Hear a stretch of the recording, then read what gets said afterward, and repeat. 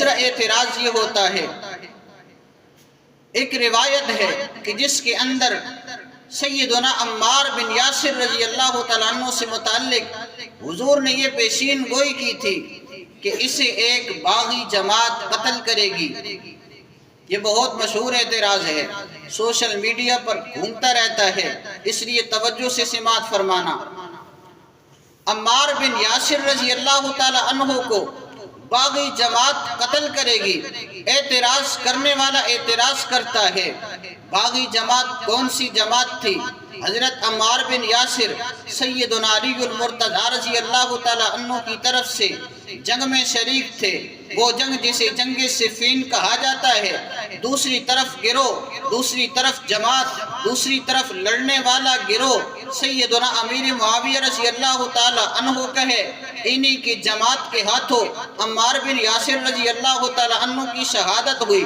اس حدیث مبارکہ سے پتہ چلا امیر معاویہ رضی اللہ تعالیٰ عنہ اور ان کی جماعت باغی جماعت ہے، باغی گروہ ہے، حضور صلی اللہ علیہ وآلہ وسلم کے فرمان کے مطابق۔ اور تم امیر معاویہ کی فضائل بیان کرتے ہو، تم اپنے بیٹوں کے نام رکھتے ہو، تم انہیں خال المسلمین کہتے ہو۔ یہ بندہ تو سیدنا علی المرتضی رضی اللہ تعالیٰ عنہ کے مقابلے میں آیا تھا اور حضور نے پہلے ہی باغی جماعت فرما دیا تھا، اب اس کا کیا جواب ہے؟ تو یہ روایت موجود ہے، جس روایت کے اندر حضور صلی اللہ علیہ وآلہ وسلم نے سیدنا عمار بن یاسر رضی اللہ تعالیٰ عنہ سے متعلق یہی کہا تھا کہ اسے قتل کرنے والی جماعت باغی جماعت ہوگی، باغی گروہ اسے قتل کرے گا۔ یہ روایت موجود ہے، صحیح بخاری ہے۔ حضرت اکرمہ رحمہ اللہ فرماتے ہیں کہ مجھ سے عبداللہ ابن عباس رضی اللہ عنہما نے اور ان کے اپنے بیٹے علی سے کہا، انطلقا، تم دونوں ابو سعید خدری رضی اللہ تعالیٰ عنہ کے پاس چلے جاؤ، وہاں سے جا کر احادیث کا علم سیکھو۔ وہ کہتے ہیں کہ میں اور ان کے بیٹے علی ابو سعید خدری رضی اللہ تعالیٰ عنہ کے پاس گئے، دیکھا باغ کے اندر باغ کی صفائی کر رہے ہیں، باغ کو ٹھیک کر رہے ہیں۔ ہم جب پہنچے انہوں نے اپنی ایک چادر لی، اس چادر کو کمر کے پیچھے سے لایا اور گھٹنوں کے ساتھ باندھ دیا، جس طرح ہمارے بڑے بھی بیٹھتے ہیں کہ چادر کو یوں گھٹنوں کے ساتھ باندھ کر بیٹھا جاتا ہے، اسی طرح اہل عرب بھی اکثر بیٹھا کرتے تھے۔ ابو سعید خدری رضی اللہ تعالیٰ عنہ نے یوں بیٹھ کر احادیث کا علم دینا شروع کیا۔ چلتے چلتے بات مسجد نبوی کی تعمیر پر آئی۔ ابو سعید خدری رضی اللہ تعالیٰ عنہ نے فرمایا کہ ہم ایک ایک اینٹ اٹھایا کرتے تھے، عمار بن یاسر رضی اللہ تعالیٰ عنہ دو دو اینٹیں اٹھایا کرتے تھے۔ حضور صلی اللہ علیہ وآلہ وسلم نے ان کے کپڑوں پر مٹی دیکھی، مٹی جھاڑتے ہوئے فرمایا کہ ایک وقت آئے گا باغی گروہ باغی جماعت تمہیں قتل کرے گی۔ تو روایت کے اندر یہ الفاظ موجود ہیں، لیکن ان کا مطلب کیا ہے، ان کا جواب کیا ہے؟ اعتراض کرنے والا وہ سمجھ نہیں سکا، اس وجہ سے اس نے اعتراض کر دیا، اور جو اعتراض کا جواب نہیں دے سکتا وہ بھی اس کا معنی سمجھا نہیں ہے۔ آئیے ان کے جوابات کی طرف چلتے ہیں۔ پہلا جواب یہ ہے کہ صحابہ رضوان اللہ تعالیٰ علیہم اجمعین میں یہ جو لڑائی ہوئی ہے، ایک طرف جماعت سیدنا علی المرتضی رضی اللہ تعالیٰ عنہ کی، ایک طرف جماعت سیدنا امیر معاویہ رضی اللہ تعالیٰ عنہ کی، دونوں کی آپس کے اندر لڑائی ہوئی ہے، لیکن دونوں جماعتیں حق پر تھیں، دونوں کے مقتولین شہداء کہلاتے ہیں، دونوں کے مقتولین جنت کے اندر گئے ہیں، اس لیے کہ حضور صلی اللہ علیہ وآلہ وسلم نے اپنی ایک حدیث مبارکہ کے اندر دونوں کو مومن جماعتیں ٹھہرا دیا تھا، دونوں جماعتوں کو مسلمان کہہ دیا تھا۔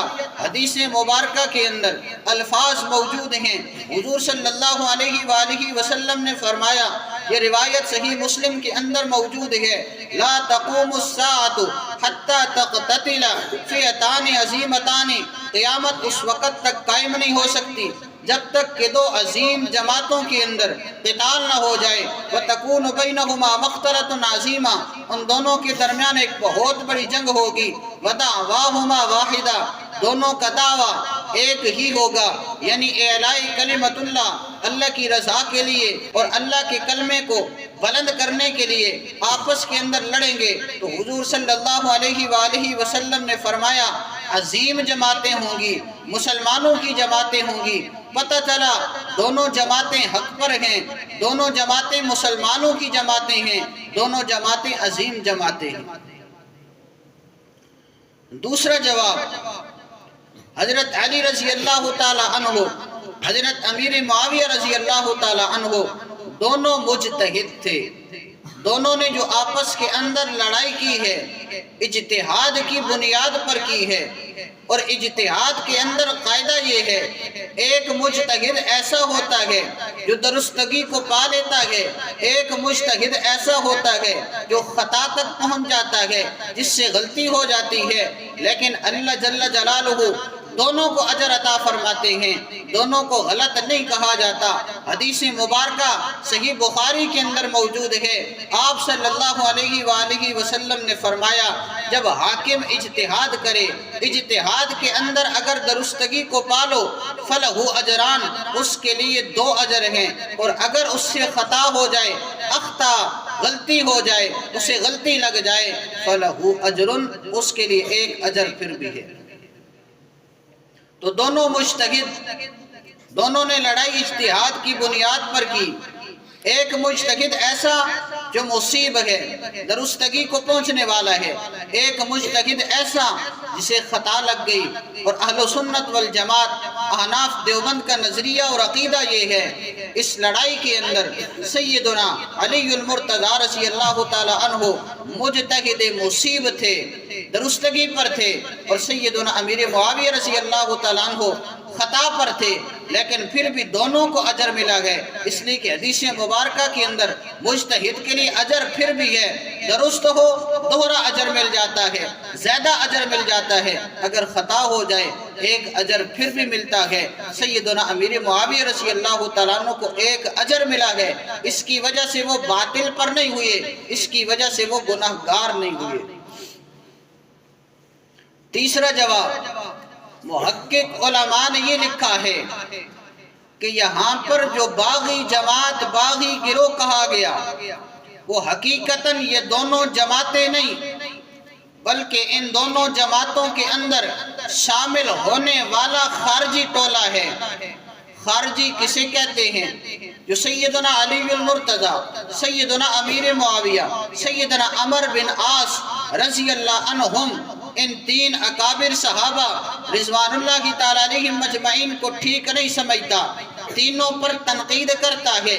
یہ خارجی ٹولہ دونوں جماعتوں کے اندر شامل ہوا، دونوں جماعتوں کو آپس کے اندر لڑوا دیا، کچھ اس جماعت کے اندر شامل، کچھ اس جماعت کے اندر شامل، لیکن ادھر والا جو خارجی ٹولہ اس نے تیر برسائے، ادھر والا خارجی ٹولہ اس نے بھی تیر ابتدان برسائے۔